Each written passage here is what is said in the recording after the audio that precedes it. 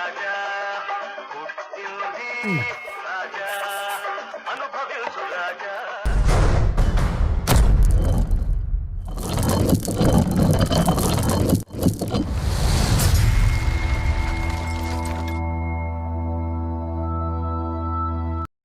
Sebuah mobil minibus berhenti di sebuah tanah kosong dan tak lama beberapa pemuda keluar dari mobil tersebut dan menarik tubuh Abai yang telah terikat. Tak lama ia ditinggalkan begitu saja oleh pemuda tersebut. Abai tersentak dan terbangun dari tidurnya dengan segera setelah mengalami mimpi buruk yang sangat menyeramkan baginya. Dengan bergegas, ia meninggalkan kamar tidurnya dan mencari ibunya di setiap sudut ruangan yang ada di kediamannya. Panik pun langsung menyergap dirinya hingga ia terkejut ketika mendengar suara teleponnya berdering. Dari seberang telepon, ibunya mengabari kalau ia harus pergi ke Vizak untuk melihat keadaan nenek Abai yang terkena serangan jantung. Namun ia telah berpesan pada Laksmi untuk bisa datang lebih awal, namun Laksmi belum tiba sampai Abai terbangun dari tidurnya. Tak lama Laksmi datang dan membuatnya tenang karena kali ini ia memiliki teman di rumahnya. Abai didiagnosa oleh seorang dokter ketika berumur 12 tahun menderita monophobia, yaitu ketakutan bila seorang diri. Hal itu dikatakan dokter ketika Abai ditemukan pingsan oleh ibunya dengan luka di pergelangan tangannya. దీన్ని మెడికల్ టెర్మినాలజీలో మోనోఫోబియా అంటారు. Ia telah mencoba bunuh diri ketika ia tidak memiliki seorang teman satupun di dekatnya. ఉన్నప్పుడు భయంకరంగా కనిపిస్తాయి.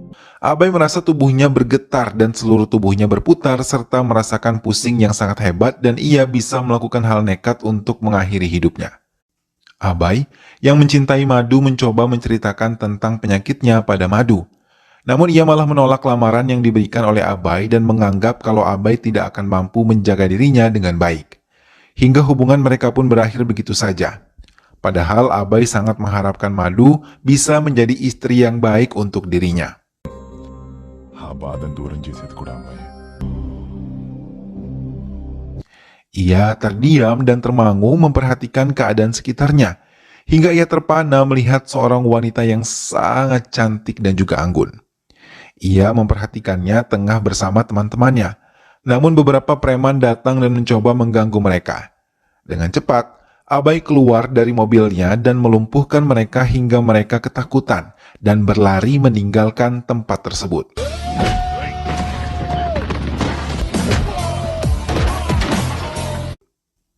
Abai telah benar-benar jatuh cinta pada gadis yang ia ketahui bernama Vaisnavi.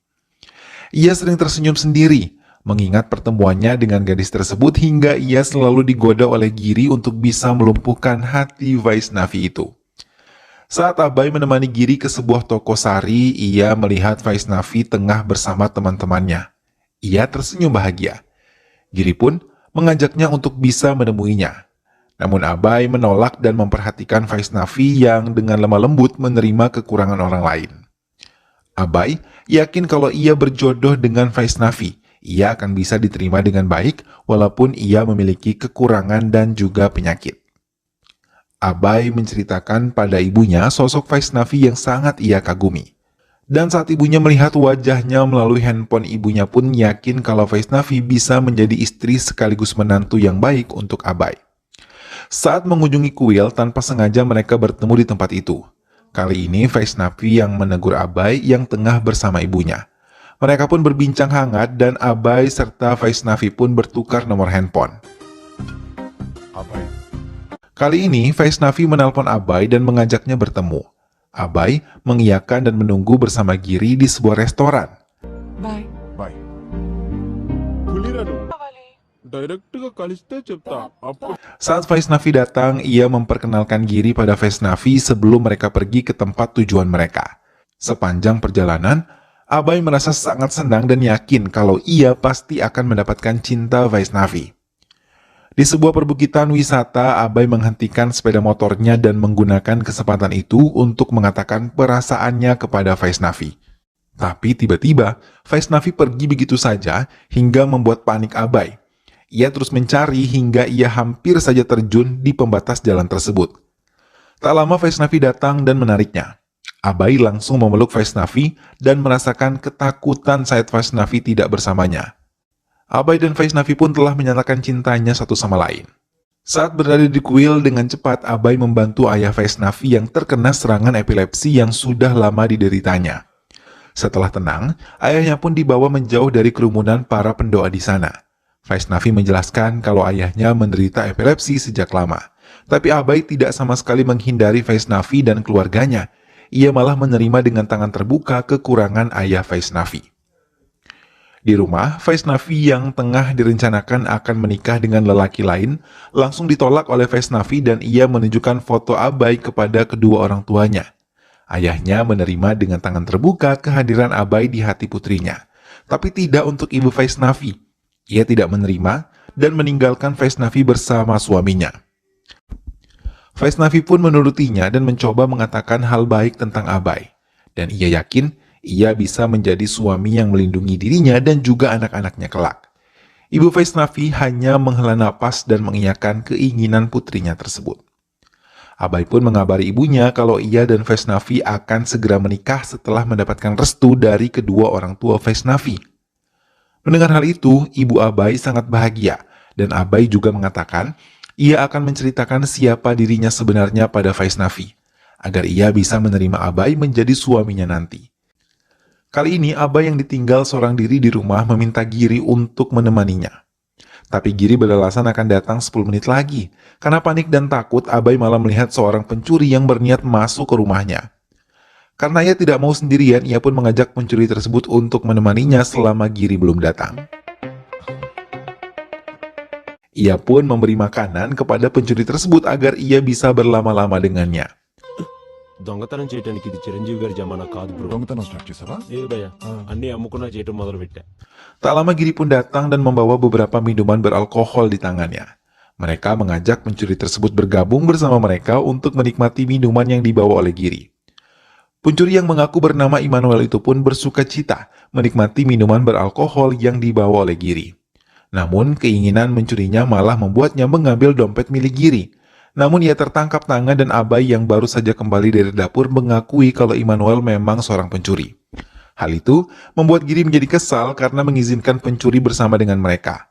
Immanuel pun dipukuli oleh mereka dan meninggalkan tempat tersebut. ఇంకోసారి ఏరియాలో కనబడావా? Abai dan Giri pun menghabisi minuman hingga mereka mabuk. Abai meminta Giri untuk menemaninya karena ibu Abai tengah pergi menengok neneknya yang kembali masuk rumah sakit.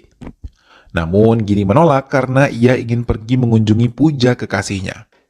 Abai terus memaksa hingga mengantongi kunci rumahnya. Hingga mereka pun tertidur pulas dan tiba-tiba Giri terbangun dari tidurnya dan mengambil kunci dari dalam kantong Abai. Giri pun meninggalkan Abai seorang diri hingga ia tidak sengaja melempar kuncinya dan terselip di dalam karpet.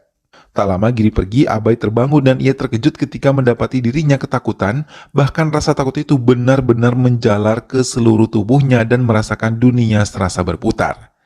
Hingga ia memutuskan untuk menggantung dirinya dengan menggunakan tambang. Namun Abai tidak meninggal akibat menggantung dirinya hingga ia kemudian tersadar dan terjatuh hingga menemukan kunci rumahnya. Tak lama kemudian, pintu Abai diketuk oleh seorang wanita muda yang mengaku sebagai keponakan seorang tetangga Abai. Wanita tersebut bernama Priya dan ia diminta untuk menunggu di rumah Abai sebelum ia kembali ke kediamannya. Please sit. Ya actually ఈ టైంలో వచ్చి మిమ్మల్ని disturb చేస్తున్నాను. No Saat Priya di kamar mandi, teleponnya berbunyi dan Abai memberanikan diri untuk menerima telepon tersebut. Bibi Priya mengatakan batal kembali ke kediamannya dan meminta Priya untuk kembali ke asramanya. Namun fobia yang diderita Abai membuatnya merasa takut dan mencegah Priya untuk pergi dari kediamannya. వాళ్ళు ఇంకా రాలేదేంటి? Abai mencoba menyiapkan makanan dan segala sesuatu yang bisa membuat nyaman Priya, tapi di tengah-tengah Abai menyiapkan semuanya, tiba-tiba Bibi Priya menelpon dan mengatakan langsung kalau ia tidak kembali dan sebelumnya sudah menelpon Abai. Hal itu pun membuat Priya takut terlebih saat Abai ditemani sampai pagi. Ia berusaha keluar dari rumah tersebut hingga berulang kali namun gagal. ఆహా ఏమద్దు చాలు. Tak lama bel pintu berbunyi. Vaisnavi pun datang. Melihat pintu terbuka, Priya langsung berlari keluar dari rumah Abai. Melihat Abai bersama wanita lain, Vaisnavi merasa cemburu dan mencurigai ia memiliki hubungan dengan pria. Tapi, berulang kali ia menjelaskan kepada Vaisnavi kalau ia tidak memiliki hubungan apapun dengan pria. Hingga ia harus menelpon tetangganya untuk memastikan apa yang ia bicarakan benar.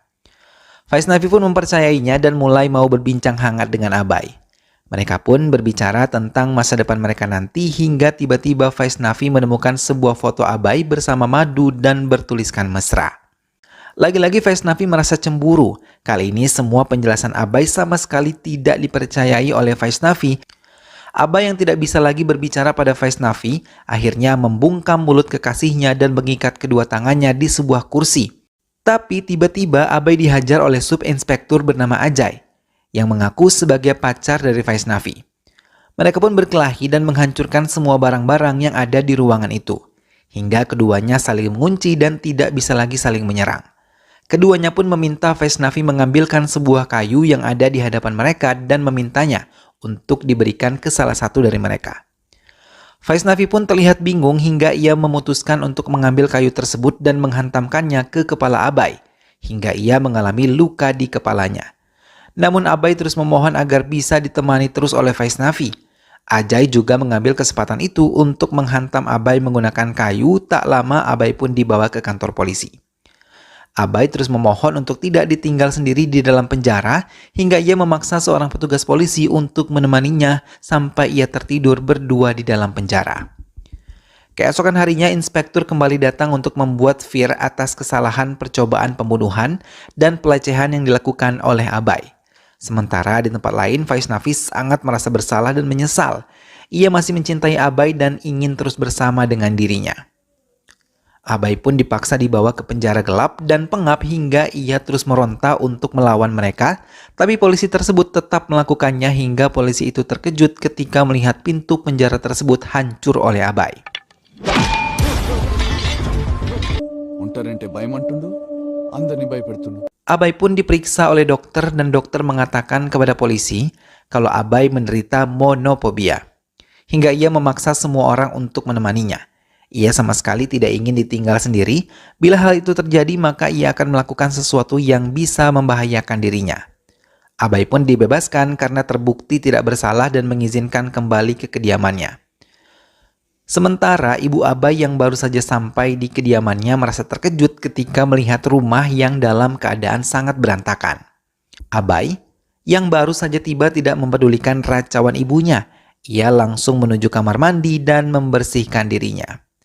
Setelah merasa tenang, Abai mulai bercerita pada ibunya tentang apa yang telah ia alami selama ibunya pergi. Melihat putranya yang kehilangan semangat, ia memberikan semangat pada Abai untuk bisa terus memperjuangkan cintanya karena hidup tidak bergantung pada orang lain. Kalau memang ia tidak berjodoh dengan Vaisnavi, itu sudah takdir dari Tuhan. Abai pun memberanikan mengirimkan video tentang dirinya pada Vaisnavi. Semua ia ceritakan secara rinci dalam video itu.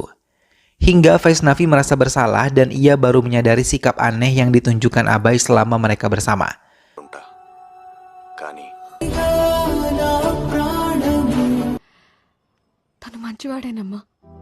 Dengan cepat ia mencoba mencari keberadaan Abai di kantor polisi tapi tidak menemukannya.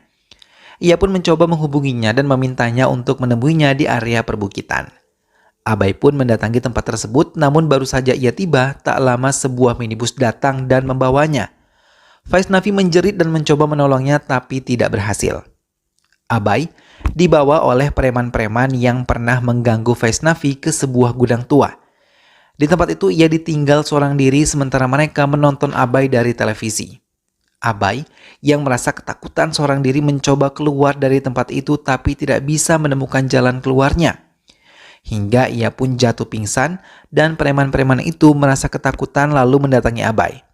Namun saat mereka tiba, Abai langsung tersadar dan menghajar mereka semua.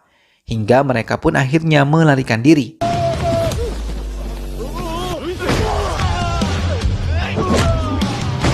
పిల్లిలానే ఉంటుందిరా.